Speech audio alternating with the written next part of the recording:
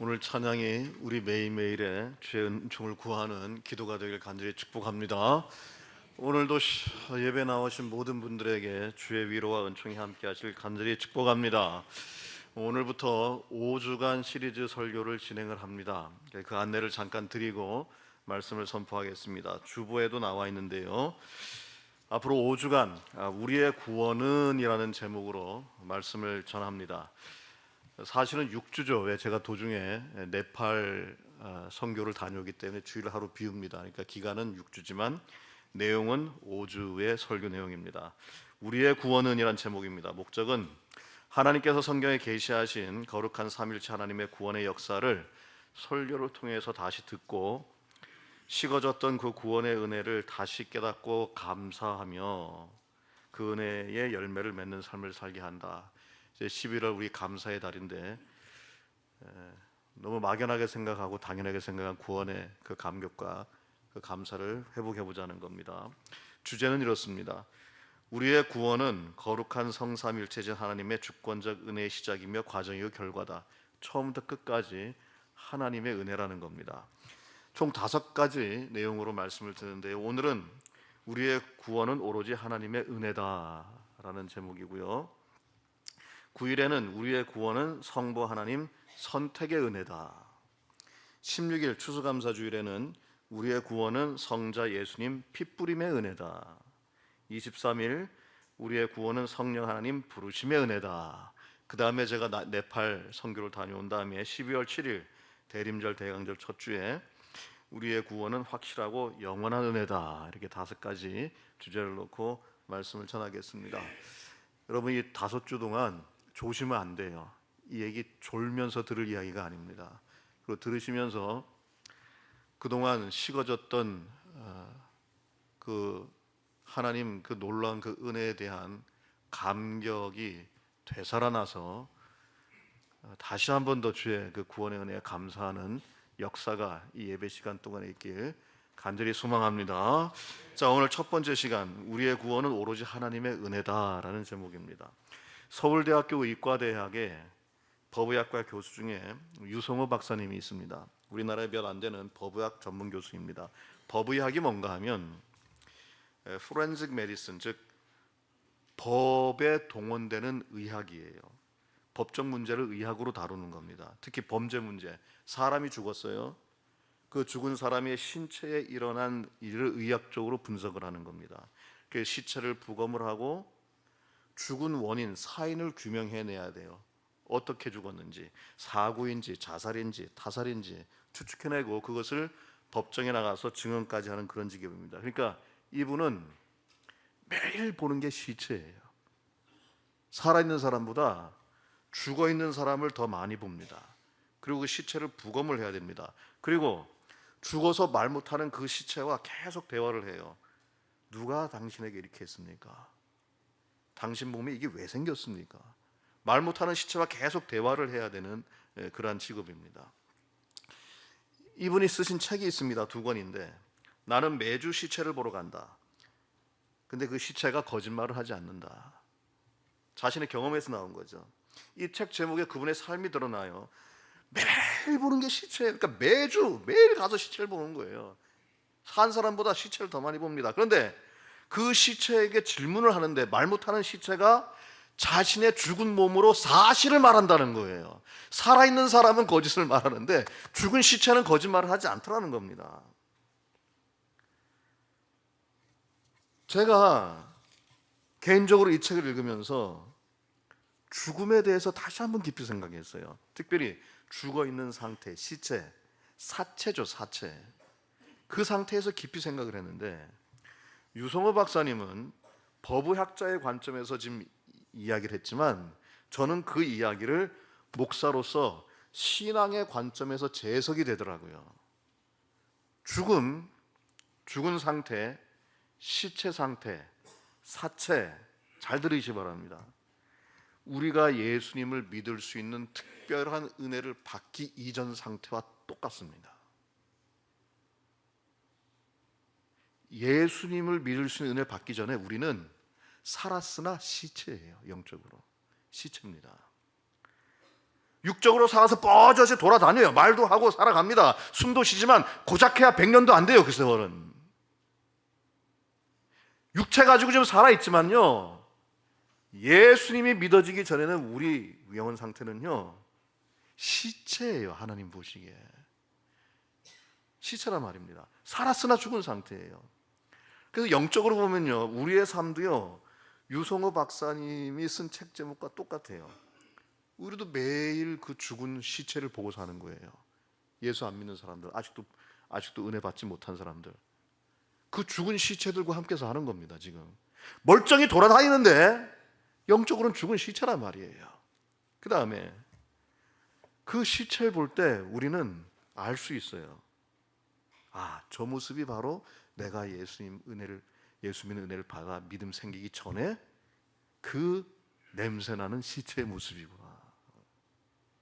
영적인 시체예요.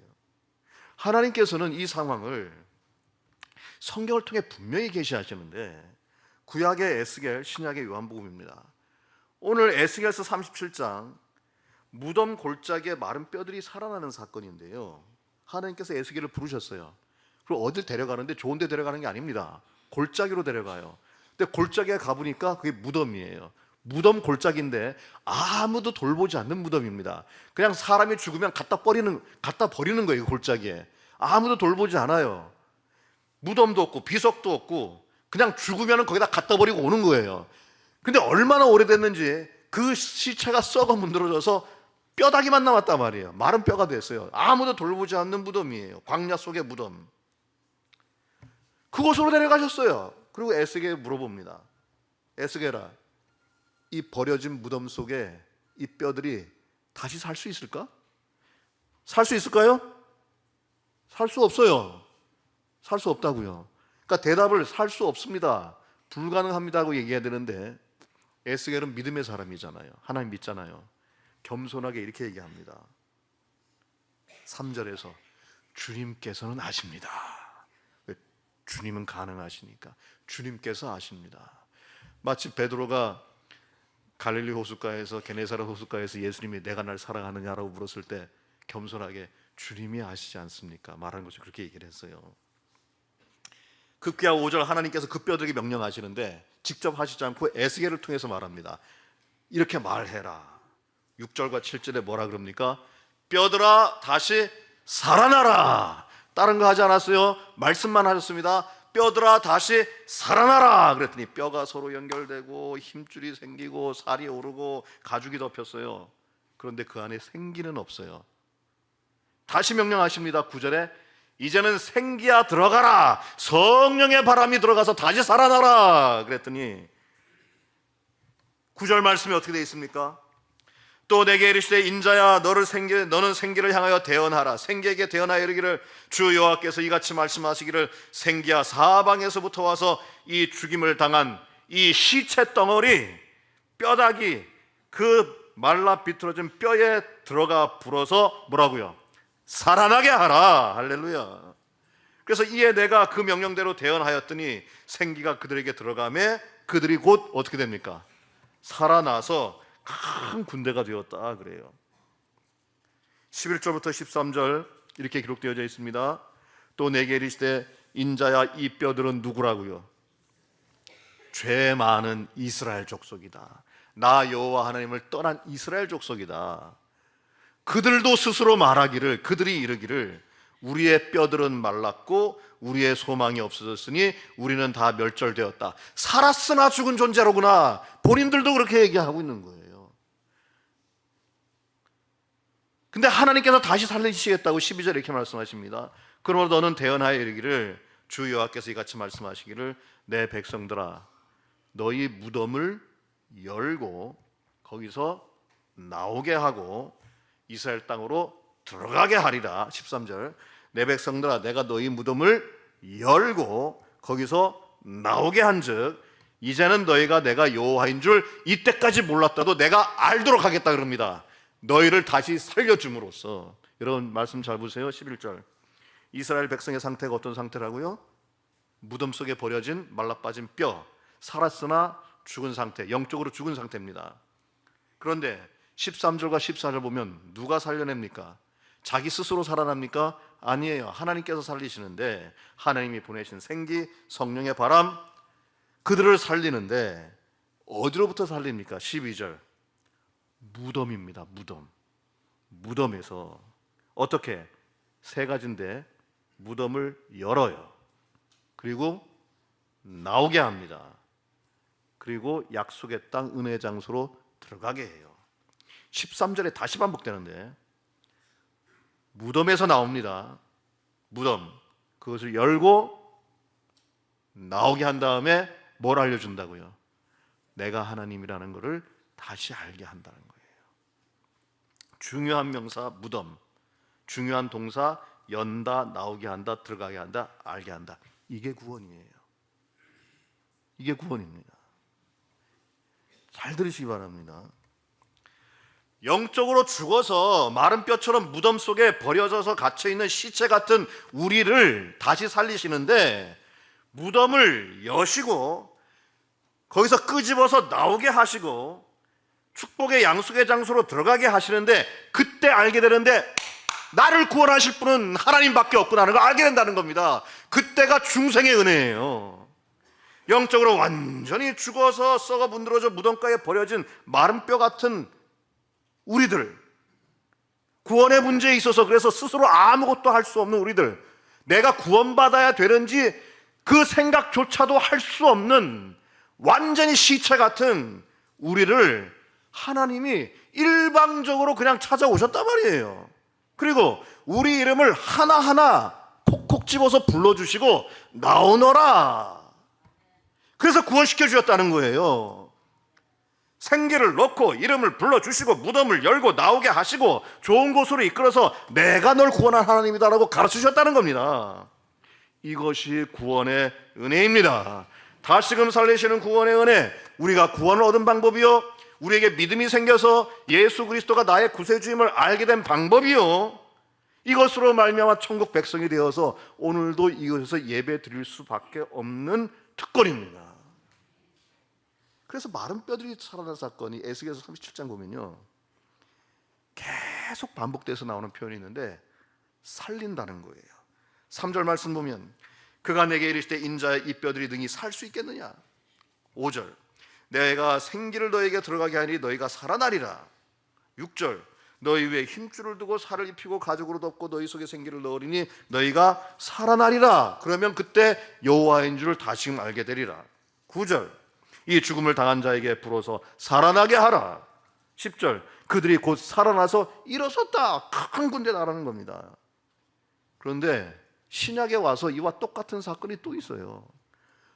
무덤에 들어가서 썩어서 3일이 지나서 냄새 나서 자신 스스로 살 수 없는 나사로를 예수님이 불러서 살리신 사건이잖아요. 이 말씀을 하시고 큰 소리로 나사로야 부르시니 죽은 자가 수족을 배로 동인 채로 나오는데 그 얼굴은 수건에 쌓였더라. 여러분, 이 나사로의 상황, 에스겔서의 골짜기의 뼈가 똑같은 상황이에요. 죽은 지 사흘이 됐어요. 썩어서 냄새가 난다 그랬습니다. 본인 스스로 밖으로 나올 수 없어요. 근데 저벅저벅 걸어서 나왔어요. 왜 나왔어요? 왜 나왔어요? 예수님이 부르니까 나온 거예요. 다른 거 없습니다. 예수님이 이름을 콕 집었어요. 그냥 나오너라 그러면 다 나오니까 나사로를 콕 집어서 나사로야 너만 나오너라 그랬더니 나사로가 나온 거예요. 다른 거 없어요. 여러분, 우리가 왜 예수 믿게 된 줄 압니까? 오늘도 왜 여기 와서 예배 드리는 줄 압니까? 하나님이 콕 집어서 너 이리 와 했기 때문에 그런 거예요. 우리 스스로 되었다 천만의 말씀, 우린 시체예요. 시체, 아무것도 못합니다. 하나님이 콕 집어서 이리 나와. 그리고 알려주신 거예요. 내가 너를 데리고 온 하나님이라고 알려주신 겁니다. 구약의 에스겔 골짜기의 뼈들, 신약의 요한복음에 죽은 지 사흘 된 나사로, 시체예요. 시체. 그런데 그 시체가 거짓말을 안 해요. 사실을 말하고 진실을 말해주는데 뭔가 하면요, 우리가 예수님 믿을 수 있는 은혜를 받기 이전에 우리의 모습이 그렇다는 걸 가르쳐요. 다시 살아나기 위해서 우리 스스로 할 수 있는 일이 아무것도 없어요. 이러한 성경의 가르침을 신학적으로 뭐라 그러는가 하면, 예수님 믿을 수 있는 믿음 주시기, 하나님 은혜 받기 전에 모습 네 가지인데요. 첫 번째, 전적 부패라 그래요. 완전히 썩었다는 거예요. 부분적인 게 아니에요. 100%, 100% 머리부터 발끝까지 완전히 다 썩었다. 전적으로 부패했다는 겁니다. 왜 전적으로 부패했느냐? 두 번째, 아담 이후로 전적으로 타락했기 때문에 그렇다는 거예요. 부분적으로 타락한 게 아닙니다. 모든 것이 다 타락, 완전한 타락을 말하는 겁니다. 그래서 할 수 없어요. 뭘 할 수 없느냐? 전적으로 무능력해요. 우리 스스로 구원받을 수가 없어요. 시체가 뭘 하겠습니까? 전적으로 무능력해요. 전적으로 불가능해요. 우리 스스로 구원을 행할 수 없다는 겁니다. 그래서 뭐라 그러느냐? Once depravity, always depravity. 한 번 타락은 영원한 타락이다. 돌릴 수 없다는 거예요, 우리 스스로. 두 번째, once dead, always dead. 한 번 죽으면 영원한 죽음이다. 다시 되돌릴 수 없다는 거예요, 우리 힘으로. 세 번째, once sinners, always sinners. 한 번 죄인은 영원한 죄인이에요. 우리 힘으로 되돌릴 수가 없어요. 우리 힘으로 할 수가 없어요. 이때 필요한 게 뭐냐? 하나님의 은혜라는 거예요. 하나님의 은혜. 왜? 내가 할 수 없기 때문에. 오로지 하나님의 은혜. 내가 하나님을 모를 때 나를 직접 찾아오셔서 나를 무덤에서 끌어내서 생기를 불어넣어서 내 이름을 불러주시고 다시 살려주시는 하나님의 일방적인 은혜를 말하는 겁니다. 예수님께서 일방적으로 내 이름을 불러주셨다는 거예요. 예수가 우리를 부르는 소리 금성 부드러워. 그 음성 들은 사람은 복받은 사람이에요. 그 음성 들었기 때문에 우리가 구원받은 것이고요, 예배자가 된 겁니다. 물론 우리가 아직 육체적으로는 살아서 움직여요. 움직이잖아요. 우리의 자유의지로. 우리 뜻대로 살아요. 우리 마음대로 삽니다. 그래서 죄 지을 때도 많고요. 죄 지을 때가 많은 게 아니라 평생 죄를 짓죠. 때로는 좋은 일 할 때도 있어요. 그래봐야 채 100년도 안 되잖아요. 하나님 보시기엔 시체란 말이에요, 똑같이. 이게 뭐와 같은가 하면 모양은 있는데 기능이 없어요. 자, 우리가 움직이긴 해요. 근데 구원받는 능력은 없다는 겁니다. 자, 타조 보세요. 타조. 날개 있죠? 근데 그 날개로 나나요? 못 날아요. 그와 똑같은 거예요. 흔적은 있는데 사용할 수가 없어요. 뱀 있죠, 뱀. 뱀에게 다리가 있을까요, 없을까요? 뱀의 다리에 흔적이 있어요. 제가 지금 사진을 찍었는데 뱀 싫어하는 분들이 있어가지고 못 보여드리는데, 이 다리에 흔적이 있어요, 뱀에게. 근데 무용지물이에요. 사용을 못하는 거예요. 자, 물고기가 헤엄칠 수 있죠? 자, 헤엄칠 수 있는 능력이 있다고 해서 폭포를 거슬러 올라갈 수 있나요? 안 돼요. 자, 우리가 말을 하잖아요. 말을 한다고 해서 전 세계 모든 사람들과 다 의사소통할 수 있나요? 아니에요. 자, 두 손이 있어서 이것저것 다 꺼내고 딸 수가 있어요. 그렇다고 해와 달을 딸 수 있습니까? 거짓말이죠. 너가 원하면 해와 달 다 따줄게. 거짓말이에요. 근데 거짓말인 줄 알면서도 믿잖아요. 우리가 지금 뭔가 살아있을 때 할 수 있다고 해서 우리 스스로 구원받을 수 있다? 절대 그렇지 않습니다. 구원의 문제, 죄를 씻는 문제, 영생을 얻는 문제, 천국 백성이 되는 문제에 있어서 우리가 할 수 있는 일은 아무것도 없어요. 왜? 그만큼 부패했고 그만큼 타락했고, 그래서 전적 타락, 전적 부패, 전적 무능력, 전적 불가능성이에요. 성경은 이것을 다음과 같이 말합니다. 의인은 없나니 하나도 없으며 깨닫는 자도 없고 하나님을 찾는 자도 없고 다 치우쳐 함께 무익하게 되고 선을 행하는 자가 없으니 하나도 없나이다. 없다가 몇 번 나옵니까? 세기 힘드세요? 6번 나와요. 저 한 절에 6번이 나옵니다. 아예 안 된다는 거예요. 우리는 구원의 문제에 있어서 불가능하다는 겁니다. 그런데 이상하지 않습니까? 전적으로 부패하고 전적으로 타락하고 전적으로 무능력하고 전적으로 불가능한데 그 일이 우리 안에서 일어났어요. 믿음을 가지게 됐고요.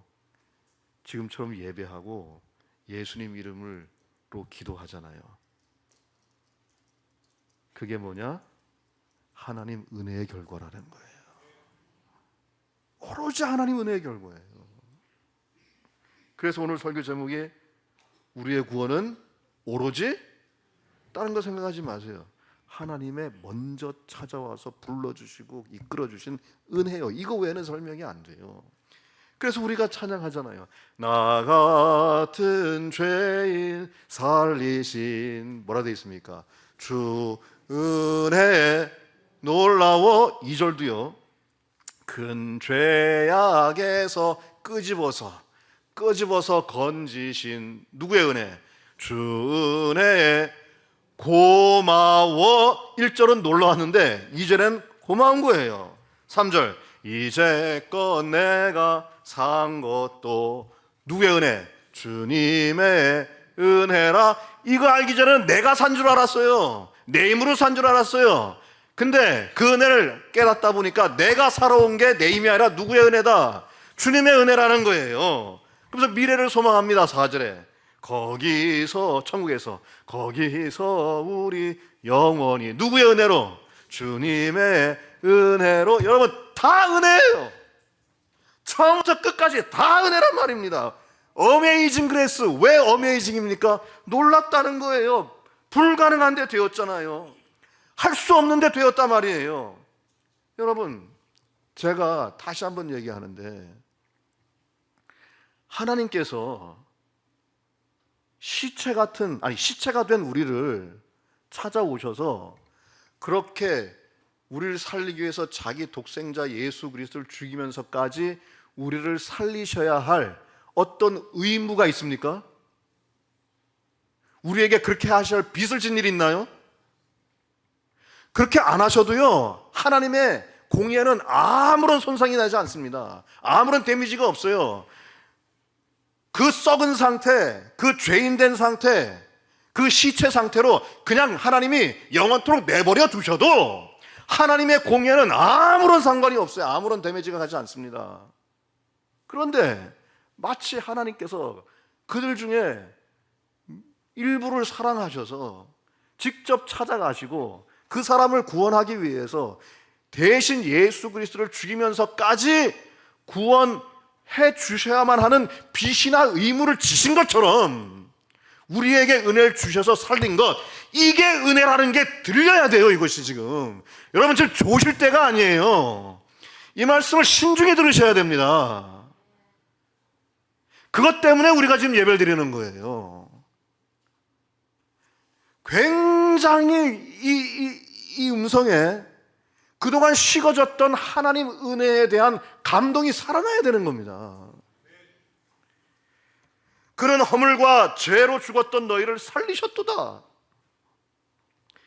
긍휼이 풍성하신 하나님이 우리를 사랑하신 그 큰 사랑을 인하여 허물로 죽인 우리를 그리스도와 함께 살리셨고, 계속 반복되는 걸 보세요. 시체인데 살렸다는 거예요. 죄의 삭은 사망이요 하나님의 은사는 그리스도 예수 우리 주 안에 있는 영생이니라. 내가 진실로 너에게 이르노니 내 말을 듣고 또 나를 보내시는 자는, 믿는 자는 영생을 가졌고 심판에 이르지 않으니 사망에서 생명으로 옮겼다. 시체였는데 살아났다는 겁니다. 진실로 너에게 이르노니 죽은 자들은, 시체들이 하나님의 음성을 들을 때가 오나니 곧 이때라. 그 음성이 들리는 은혜를 받은 사람은 뭐라고요? 살아나리라요. 여러분, 하나님께서 오늘 에스겔서 또 요한복음 기초하여 이 말씀을, 이 설교를 통해 정하시는 말씀은 분명합니다. 너희 모두는 다 시체였다. 스스로 뭘 할 수 있는 게 하나도 없었는데,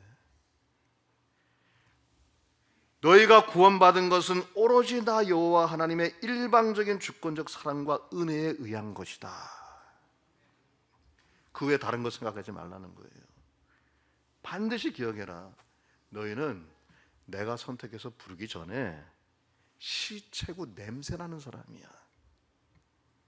그런데 내가 너를 선택해서 부르고 무덤에서 꺼내주고 성령의 생기를 불어넣어서 너희를 살렸다.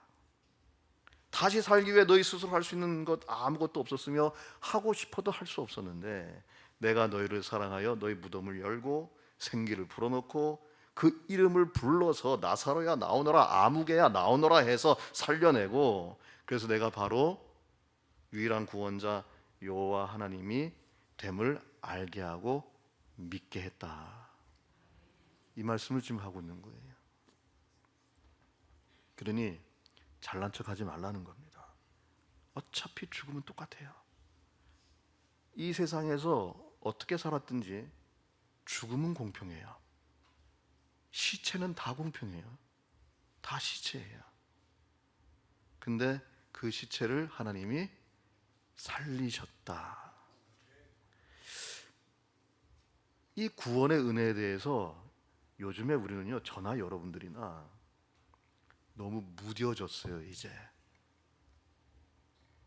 무뎌졌어요. 그 구원의 은혜에 대해서 처음에 받았던 그 감격과 감동이 식어졌단 말이에요. 다윗도 그랬어요. 그래서 시편 51편 12절에서 이렇게 말합니다. 주의 구원의 즐거움을 내게 뭐라고요? 회복시켜 주소서. 그 자원하는 심령을 주사 나를 붙들어 달라 그럽니다. 그래서 이번에 작정하고 우리의 구원은 이라는 제목으로 5주간 시리즈 설교를 전하는 겁니다. 여러분 잘 들어주셔야 됩니다. 귀를 쫑긋이 세우고 두 눈을 똑바로 듣고 자세히 들어야 됩니다. 그리고 다시 한 번 더 그동안 식어졌던 하나님 은혜에 대한, 구원의 은혜에 대한 감동이 5주간 동안에 되살아나길 바랍니다. 11월 감사의 주간인데 감사해야 될 건 많지만 가장 근본적인 건 뭐냐? 시체인 나를 살려주셨다. 시체인 나를 살려주셨다는 거예요.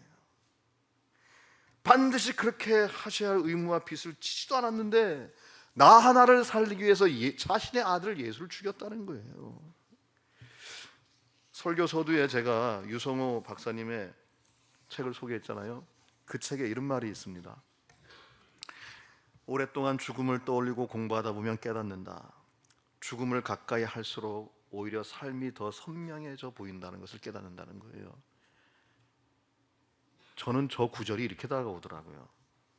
평생 동안 시체와 같은 우리의 과거 영적 상황을 묵상하다 보면 믿어지는 것이 있는데, 죽은 시체와 같은 과거 우리의 영혼을 가까이 할수록 오히려 하나님 구원의 은혜가 더 선명하게 믿어진다. 그러니까 우리의 과거로 돌아갈 필요는 없으나 과거의 모습을 잊어서는 안 돼요. 우린 잘난 척하지 마세요. 시체였어요, 시체.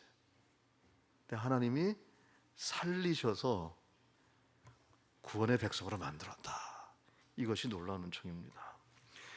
5주간 시리즈 설교 듣는 중에 반드시 구원의 감격과 감사가 회복되기를 축복합니다. 오늘 이 말씀 듣고 찬양 부를 텐데 찬양 부르는 중에도 그 감사와 감격이 되살아나기를 간절히 축복합니다. 기도하겠습니다. 전능하신 은혜 하나님 아버지, 이제 11월 달이 오면 11월 달 우리 감사의 달입니다. 감사의 제목이 많으나 가장 우선되는 것 바로 우리를 구원하신 하나님의 은혜입니다. 우리는 하나님 알지도 못했어요. 또 우리가 시체인지도 몰랐습니다. 구원이 필요한 존재인지도 몰랐습니다.